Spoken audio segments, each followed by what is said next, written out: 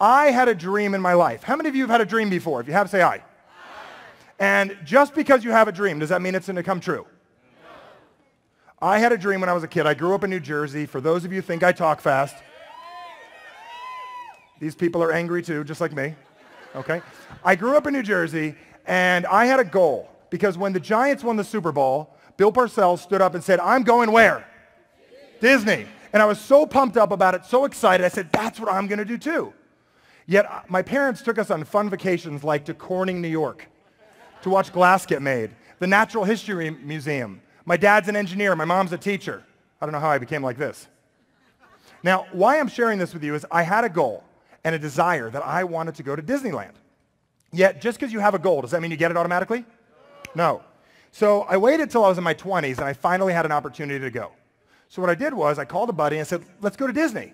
So we got in the car from Phoenix, Arizona, and we started driving to Los Angeles. And as soon as we got to the exit that said Disneyland, we were met with adversity number one. What's the first adversity I was met with? You guys know this, traffic. And I get off on the freeway, and I'm pulling through, and immediately I'm met with adversity number two when I pull into the park, called parking, right? $55 to park your car for 5 minutes. Crazy, it's a crazy vacation. And then I get out of the car, we run to the front line, run, and I get to the gate. What adversity am I met with now? I thought just because you want something, you get it. So I get in the line, pay the $500 or whatever it is to get in, and immediately I had a desire. My whole life I've always wanted to go to one ride. Which one was it? Space Mountain. So I ran as fast as I could, and I jumped in line with everybody else.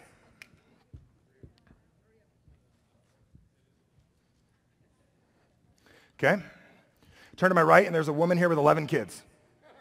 Now, I've always liked to talk to people, so I talked to her and asked her about her 11 kids. The man on my left was from Texas. Anyone here from Texas? How I knew is he had a cowboy hat, and he talked like he was from Texas. So I'm chatting with these people in line, and I'm sitting there, and nobody told me that going to Disneyland meant waiting in line, right? I said, there's got to be a better way than this. Nobody told me. I didn't know. This was 10 years ago. I then get a little closer, and there's a sign up there that says queue, hour and a half. I waited 20-something years to go to Disneyland so I could wait an hour and a half in line with a bunch of people that smelled.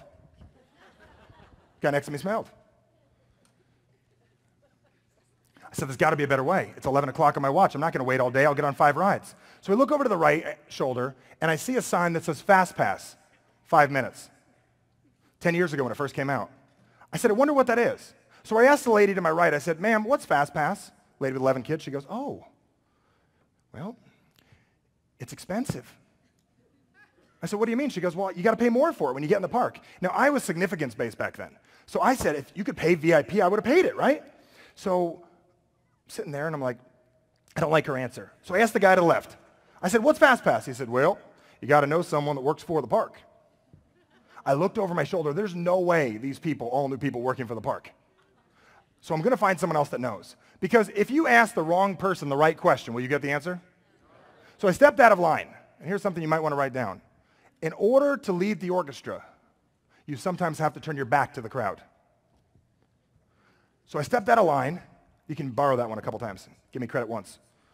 And I said, I'm going to find somebody who knows the answer to this question. So I found Mickey Mouse.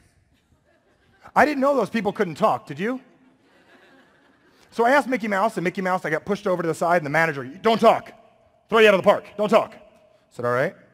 I said, well, do you know what fastpass is? They said, it's on you already. It's on me already? What do you mean it's on me already? Show me your park ticket. So I took out my park ticket, and I showed it to him. He says, yeah, put that in the machine down there. So I ran as fast as I could. I put it in the machine. It went, I took it out, and I said, wow. It says I can go on the ride at noon? It's 11. That's only an hour, right? I said, it's got to be a scam, right? There's no way it's that easy. If it was that true, everybody would what? Do it, right? So I gave it a shot. I grabbed my friend, and I got a bite to eat. And let me tell you, they got some healthy food at Disney. Churros, hot dogs. I was still eating meat back then, and I ate this. And I come back to the ride, and it's about, noon, about 5 minutes early. And I see this long line of people waiting in the regular line still. And as they're waiting in the regular line, I walk up to the front, I hand the guy my fast pass ticket. He takes it, he goes, enjoy. I said, that's it? I walked in, went on the ride, and I was blown away. I was so excited I went on the ride. How many of you ever felt that feeling after a big sale? You get excited? Okay, you recruit somebody? Feels good. So I go on the ride, and as soon as I get off, what do you think I wanted to do? Go again. So I ran down the machine, and here's a little lesson for you guys. Americans like to eat at 12. So the wait was only 30 minutes now. So I went back to the machine. I went back to the ride 30 minutes later, and I walked up, and I gave it to him. I said, here you go. And I gave it to him, and the guy goes, go again. But this time on the ride, something was different. The people that I got on the ride with were the same people I saw in line earlier. A lady and 4 of her kids. The other ones were waiting still. And the man with the cowboy hat. I get off the ride, and I go up to the lady. I go, ma'am, you got to go on this ride. It's the most amazing thing in the world. It's called fastpass. It's down there. And she goes, I go, it's free. And she goes, I don't have that kind of money. No, ma'am, it's free. But you don't understand, I don't have that kind of money. I have 11 kids, I think, and my husband had to stay home because we couldn't afford for him to come. No, ma'am, it's free. I just don't think we can afford it. Anyone ever attempted to prospect her? I scratch my head and I walk over to the man with the cowboy hat. I'm going to get across to somebody.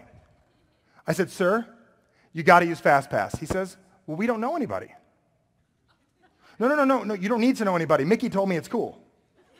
No, you got to do it. And that day I realized something very interesting, that there's 2 types of people in life. Those waiting in the general line and the rest of the crowd who likes to go in the fastpass line. The fastpass line is about this big, and the regular line is everybody else. Here's the scary part. This is when fastpass first came out. 10 years later, I come back to the park about 3 weeks ago, and people are still waiting in the regular line.